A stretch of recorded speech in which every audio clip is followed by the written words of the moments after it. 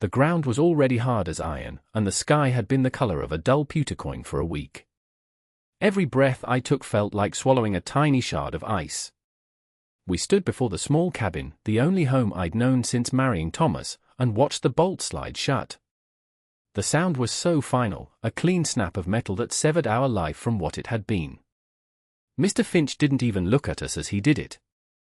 He just cinched his wool coat tighter, his face pinched against a wind that hadn't even started to truly bite yet.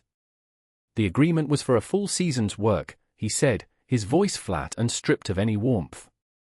Your man's leg is broken. He's no use to me or my stock. The cabin comes with the job. Thomas stood beside me, his weight leaning heavily on the crude crutch he'd fashioned. His jaw was set, a line of white showing through the stubble on his chin, but he said nothing. There was nothing to say. A fall from a half-broken fence he was meant to be mending had cost us everything. We had our bedrolls, a sack with a bit of flour and dried meat, a water skin, and the clothes on our backs. That was all. Mr. Finch gave a curt nod, more to himself than to us, and walked away, his boots crunching on the frozen dirt. He never looked back. The silence he left behind was heavier than any sound. I looked at Thomas, at the strain around his eyes, and felt a cold dread that had nothing to do with the air.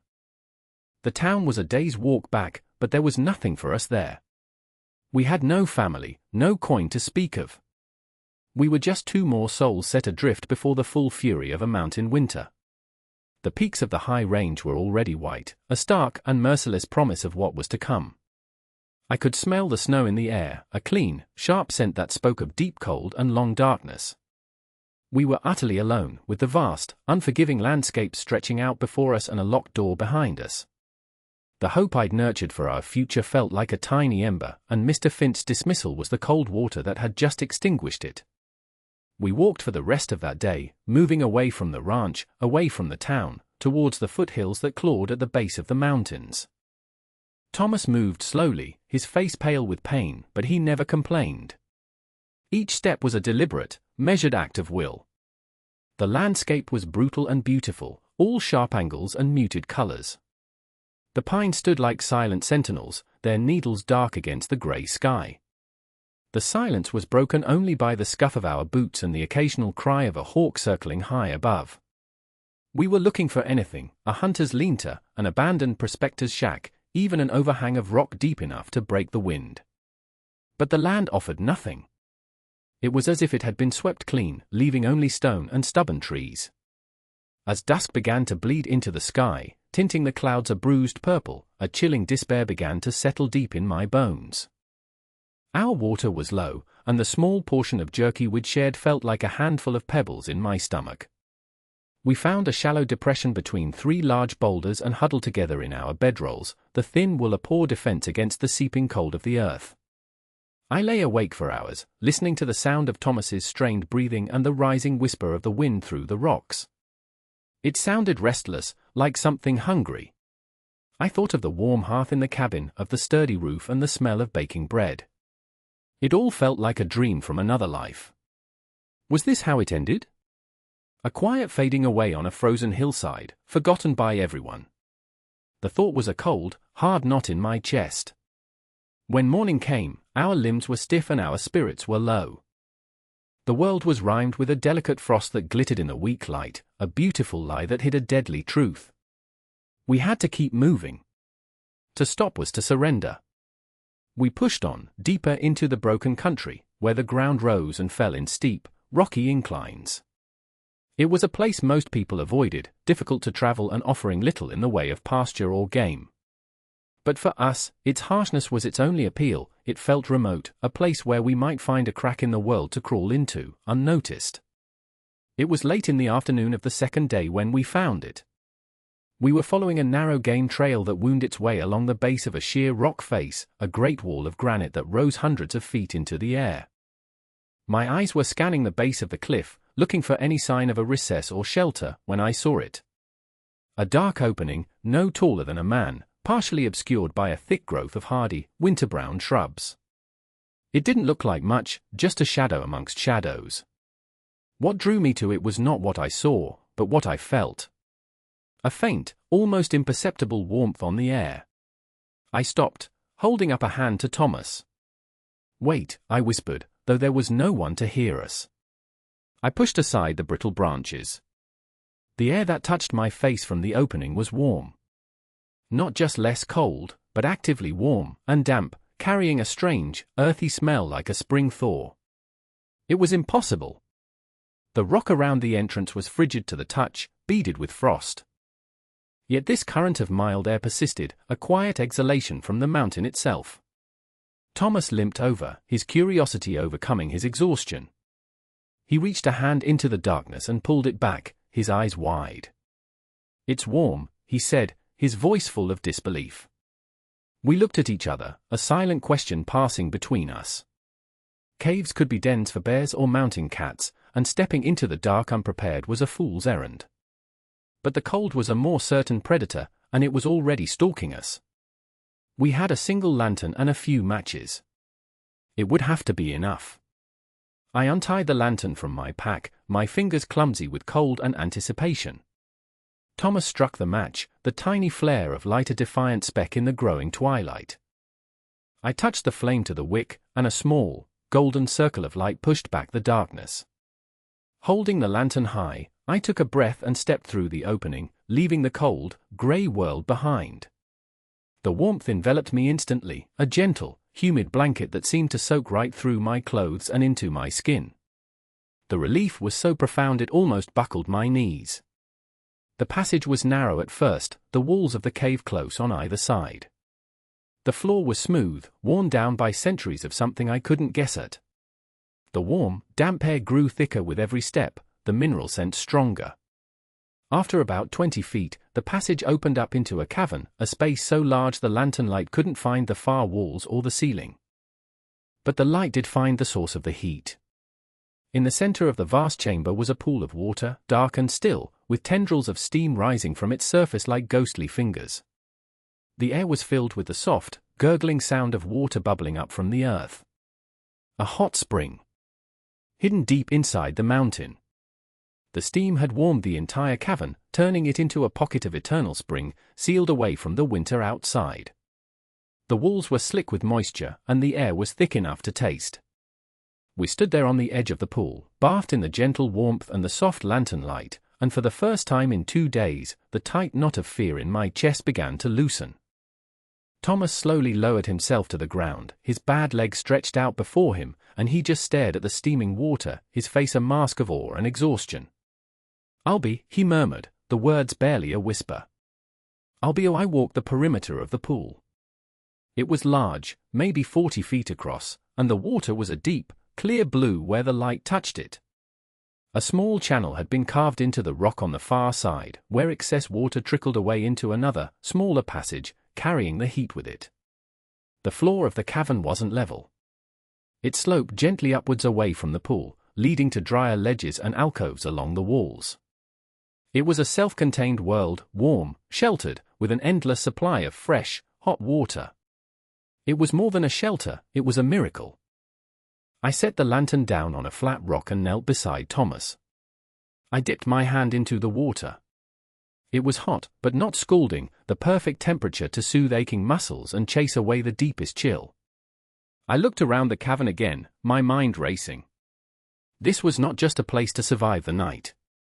This could be a place to survive the winter. The next morning, we began to work. The initial wave of relief was replaced by a clear-eyed understanding of the task ahead. The cavern was warm and sheltered, but it was still a raw, empty space of rock and shadow. To make it a home, we needed ingenuity and labor. Thomas, despite his injury, was a man who understood how to build things to last. He couldn't do heavy lifting, but his mind was sharp. He directed, and I became his hands. Our first priority was to create a defined living space, away from the constant dampness near the pool. We chose a large, raised ledge about 50 feet from the water's edge. It was the driest area in the cavern, and the floor was covered in a layer of fine, sandy soil. We spent the first few days clearing it of loose stones and smoothing it out. The work was slow and arduous. We had no shovels, only flat rocks and our bare hands. But with each stone we moved, the space felt more like our own. We began to build a low wall, no more than 3 feet high, to enclose our living area. We gathered the flattest stones from the cavern floor, stacking them carefully. It wasn't mortar and brick, but it served its purpose, creating a sense of separation, a room within the larger cave. It marked our small claim on this immense, subterranean world. Thomas showed me how to choose the stones, how to fit them together so they were stable, using smaller rocks to wedge them into place. His hands, usually so strong and capable, were limited, but his knowledge was not. "See how this one has a flat bottom," he would say, pointing with a stick. "It'll make a good foundation." Our next challenge was a place to sleep. The rock floor, even with our bedrolls, would leach any remaining warmth from our bodies. We gathered armfuls of the dry, wiry brush from outside the cave entrance, along with pine boughs from the lower branches of the trees. We laid down a thick mattress of branches, then topped it with the finer brush, creating a raised, insulated bed inside our stone enclosure. It smelled of pine and earth, a clean, wild scent that was a comfort in the deep dark of the cave. The entrance was another problem. We needed a way to block the opening to keep out the wind and any curious animals, without sealing ourselves in completely. We had no wood for a door. But we had Thomas's heavy hide coat, the one he'd saved his wages for 2 years to buy. It was a painful sacrifice. He took his knife and carefully cut the stitching, separating the thick, treated leather into one large panel. We found a sturdy, fallen branch outside and wedged it across the top of the cave entrance. Then we draped the heavy hide over it, securing the edges with a careful arrangement of rocks. It wasn't airtight, but it was enough. It was a door. It made the cave feel like a fortress. The hot spring was the heart of our new world. Its constant, gentle heat was a luxury we could never have imagined, but we quickly realized its potential went far beyond simple warmth. We never needed to build a fire. Not for heat, and not for cooking. This was the greatest gift the mountain had given us. We had a small iron pot in our sack, and it became our most valuable tool. We discovered we could set the pot directly into the shallower, slightly cooler edges of the spring, and the water was hot enough to slow-cook anything we put inside. It would take hours, but time was something we had in abundance. We could simmer dried beans until they were soft, or stew the tough jerky until it fell apart. The steam from the spring was a constant presence, and we learned to work with it. We realized that the water trickling out of the main pool through the small channel created a secondary source of heat. We dug the channel out a little deeper, directing the flow along the back wall of the cavern, creating a line of radiant heat that helped to keep the entire space at a more even temperature. The constant humidity meant nothing ever truly dried, but it also meant the air was never stale. It felt clean, perpetually renewed by the steam. We set up a system for our water supply. The spring water itself had a strong mineral taste. We found that if we collected the condensation that beaded on the cooler sections of the cave ceiling, it was pure and sweet. We placed our cooking pot and every other container we had beneath the steadiest drips, and soon we had a small but constant supply of fresh drinking water. We washed our clothes in the outflow channel, where the water was still warm but moving, and laid them over heated rocks to slowly steam dry. Every part of our existence became tied to the rhythm of the spring. It was our hearth, our kitchen, our bath, and our well. It governed our days. We woke not to the sun, but to the soft gurgling of the water and the sight of steam curling in the lantern light. We worked, we ate, we slept, all in the steady, unwavering warmth. Outside, the world was preparing for its long, frozen sleep, but inside our mountain, we had found a place where winter could not reach. We were creating our own season, a season of quiet survival, powered by the very heart of the earth. Slowly, methodically, the cavern began to transform. What had been a vast, intimidating darkness became a familiar, comforting space. Our low stone wall enclosed a sanctuary of sorts. Inside it, we had our thick, fragrant bed of pine boughs, our 2 bedrolls laid neatly on top. We built a small table by rolling a large, flat-topped boulder into the center of our living space. It was immovable and crude, but it was a surface to eat from, a place to mend our clothes, a center for our small domestic world. We had 2 tin plates and 2 cups, and I would set them on the stone table for our meals, a simple ritual that made our stew of jerky and forage roots feel like a feast. We found niches in the cavern walls that served as natural shelves. There we stored our meager supplies, the dwindling sack of flour, the last of the salt, the bundles of dried herbs I had gathered from the foothills before the frost claimed them all. Every item had its place. Order and routine became our defense against the chaos we had been thrown into. The lantern was our only source of light, and we used its fuel sparingly, lighting it only for a few hours after the sun went down. Much of our time was spent in a dim twilight, our eyes adjusting to the deep shadows. But the darkness was not frightening. It was peaceful. The constant warmth and the soft sound of the water were a lullaby that calmed the spirit. The first snow came not with a whisper but a roar. A blizzard descended from the peaks, and for 3 days the world outside was a swirling vortex of white. The wind howled and shrieked, a furious beast trying to claw its way into our sanctuary. It battered our hide door, and fine powder of snow sifted through the cracks, melting instantly on the warm stone floor. We sat by the edge of the steaming pool, listening to the storm's fury, and felt a profound sense of security. The mountain shielded us completely. The wind could not touch us. The cold could not find us. We were like seeds buried deep in the earth, waiting for spring. Inside our cave, the temperature remained constant, a gentle, humid warmth that wrapped around us like a blanket. We were entirely separate from the life-and-death struggle happening just a few feet away, on the other side of the rock. It was a strange and humbling feeling to be so safe in the face of such power. The days settled into a quiet, predictable rhythm. Life was stripped down to its essential elements: warmth, water, food, and shelter. We had all of them. Our food stores were our primary concern. The jerky and flour would not last forever. Thomas's leg began to heal. The constant warmth seemed to help, and the hot water was a balm for his aching muscles. Soon, he was able to hobble around the cavern, and then, with the help of his crutch, he began to venture outside for short periods on the clearer days. He was a skilled trapper, and he began setting snares along the game trails near the cave entrance. The winter was hard on the animals too, and they were drawn to the slightly warmer air that emanated from the cave. His first catch was a snowshoe hare, its white coat almost invisible against the deep drifts. We cooked it slowly in our pot in the spring, and the taste of fresh meat was a revelation. After that, his snares provided a small but steady supply of game. Hares, squirrels, even a plump grouse once. It was enough. We wasted nothing. The meat was stewed, the bones boiled for broth, the hide scraped and tanned using salt and smoke from a tiny, controlled fire we built near the entrance for just that purpose. Those small, tough hides were precious.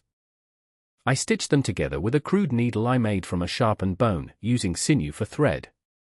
I made us new mittens, and lined our worn boots. My hands were always busy. When I wasn't mending or preparing food, I explored the deeper parts of the cavern.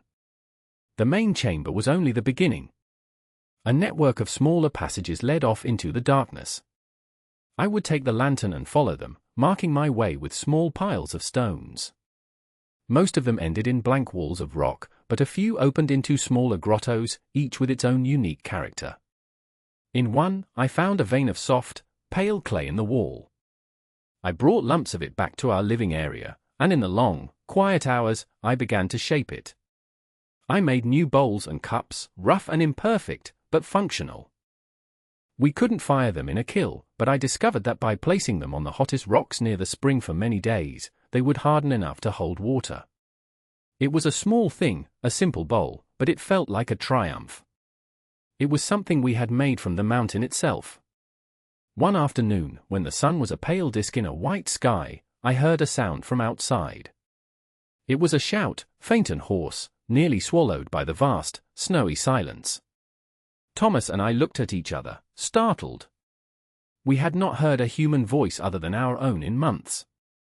He grabbed his crutch and I pulled on my patched coat. We pushed aside the heavy hide and stepped out into the blinding white. The cold was a physical shock, so sharp it stole my breath. Standing about 100 yards away, struggling through the deep snow, were 3 figures. They looked like ghosts against the landscape, dark shapes moving with a desperate slowness. As they drew closer, I recognized one of them. It was Sheriff Miller, the lawman from our town. His face was gaunt, his beard caked with ice. The 2 men with him were in even worse shape, leaning on each other, their movements clumsy with exhaustion and cold. They stumbled to a halt when they saw us, their expressions a mixture of disbelief and utter desperation. The sheriff squinted, his eyes struggling to focus. "Is that Thomas? Anna?" His voice was a raw croak. "We thought. Everyone said you must have perished in the first storm." Thomas just nodded, his face grim. "We're alive, we need shelter," the sheriff said, his words coming in ragged puffs of condensation. "The blizzard. It came on so fast. We were checking trap lines. We've been lost for 2 days. One of our party is already gone. We can't feel our feet." He looked past us, at the dark opening in the rock. He saw nothing of promise there, only a black hole in a frozen world. There was no smoke from a chimney, no sign of life. His face fell, the brief flicker of hope dying in his eyes. He thought he had found 2 more people about to freeze to death. I stepped aside. "Come inside," I said. "Come in where it's warm." He gave me a look of pity and confusion, as if he thought the hardship had unsettled my mind. But they were too desperate to argue. They staggered forward, half carrying each other. The sheriff was the first to push past the hide curtain. He stepped into the cavern and stopped dead. The change in the men was instantaneous and profound. One moment they were hunched and shivering, their bodies rigid with cold. The next, as they stepped into the warm, humid air of the cavern, their shoulders slumped in unison, as if a great weight had been lifted from them. They stood blinking in the dim light, their mouths slightly agape. Their eyes traveled from the vast, steaming pool to our small, walled living area, to the simple stone table and the clay bowls. They stared at us, at our simple but dry clothes, at the healthy color in our faces. The sheriff slowly pulled off a frozen glove, his fingers stiff and clumsy. He held his bare hand out, feeling the warm air. "In God's name," he whispered, the words filled with a reverence that startled me. "How?" The other 2 men collapsed onto a nearby ledge, their bodies finally surrendering to exhaustion. They were too spent to even speak, their gazes fixed on the steam rising from the water. We didn't answer the sheriff's question right away. Instead, we helped the other men. Thomas and I led them to the edge of the pool and had them sit on the warm rocks. I ladled hot water from the spring into one of our clay bowls and gave it to them, telling them to drink it slowly. The warmth spread through them from the inside out. The color began to return to their faces, the waxy, bluish tint of frostbite receding from their lips and ears. We gave them what food we had, a hot, thin stew made from a rabbit and the last of our dried roots. They ate like starving men, their hands shaking so badly they could barely hold the bowls. As they ate, they told us their story. The town was struggling. The winter was the harshest anyone could remember. Snow had fallen so deep it had blocked the pass, cutting them off completely. Firewood, which had seemed so plentiful in the autumn, was now dangerously low. People were rationing, staying in their beds for most of the day to conserve heat. Sickness was spreading. The hunting parties they sent out were coming back empty-handed, or not coming back at all. The world outside our mountain sanctuary was a place of fear and scarcity. They looked at our home, at the endless supply of heat that required no wood, no work, no rationing. They looked at our small but steady supply of food. And their initial shock slowly turned into a dawning, humbling respect. What they had mistaken for a primitive hole in the ground was, in fact, the warmest and safest place for 100 miles. The sheriff and his men stayed with us for 2 days, resting and recovering their strength. The cavern became a temporary infirmary. We gave them our bed, and Thomas and I slept on a pile of spare pine boughs closer to the pool. We shared our food, stretching the rabbit stew with a little of our precious flour to make it go further. During that time, they asked us everything. They wanted to know how we found the cave, how we had built our home, how we cooked our food and found fresh water. Thomas, in his quiet, steady way, explained it all. He showed them the snares he set, the way we channeled the hot water, the simple genius of our hide door. I showed them the clay bowls I had made, the shells in the rock, the system for collecting condensation. There was no pride in our telling, only fact. This is how we survived. The sheriff, a man I had always known as stern and authoritative, listened with the rapt attention of a student. He ran his hand over the smooth, stacked stones of our wall. He touched one of my hardened clay cups. "We all felt sorry for you," he said on the second night, his voice low. He was looking into the steam, not at us. "When Finch turned you out, people talked. They said you wouldn't last a month. A tragedy, they called it. A lesson in foolishness for marrying without prospects." He shook his head slowly. "We were the fools." Before they left, the sheriff made a request. "There are others in town who are suffering," he said, his eyes meeting mine directly. "The widow Gable, her children. Their wood is almost gone. Others, too. Could you offer them shelter? Just until the worst of this passes." Thomas and I looked at each other. Our sanctuary was small. Our food was limited. But the warmth was endless. We had been the outcasts, left to die. Now we were being asked to be the saviors. "There is always room by the water," Thomas said simply. And that was our answer. The sheriff nodded, a look of profound gratitude on his face. He and his men left the next morning, stronger and warmer than they had been in weeks. They left us with their thanks, and a promise to return with those who needed help the most. We stood at the entrance and watched them go, their dark forms shrinking against the vast expanse of white, until they were gone. The silence that returned to the cavern felt different. It was no longer the silence of isolation, but of anticipation. Our quiet, two-person world was about to change. They started arriving 3 days later, a small, weary procession making their way through the snow. The sheriff led them. There was Mrs. Gable, her face thin and etched with worry, her 2 small children clinging to her skirts. There was an old man who had been the town's blacksmith, his hands now gnarled with arthritis and useless against the cold. There were 3 others, a family whose cabin roof had collapsed under the weight of the snow. They were the town's weakest, the ones for whom the long winter was a death sentence. They came into our cavern with the same looks of stunned disbelief we had seen on the sheriff's face. The children, who had been pale and listless, were the first to react to the warmth. They let go of their mother's skirt and ran towards the steaming pool, their laughter echoing in the huge chamber. It was the first sound of real joy the cave had ever held. Our home became a refuge. We helped them find spaces along the ledges, showed them how to make their own beds of pine boughs. The cavern, which had felt so large and empty with just the 2 of us, now felt full. It was filled with the sounds of human life, hushed conversations, the cough of the old blacksmith, the children's playful shouts. We shared everything. Our new guests had brought what little food they had, and it all went into the communal pot, bubbling away at the edge of the spring. The hunters among them, now rested and warm, joined Thomas in setting a wider ring of snares, and our supply of fresh meat grew. Mrs. Gable, it turned out, knew more about edible roots and winter herbs than I ever had, and she taught me what to look for in the sheltered areas near the cave.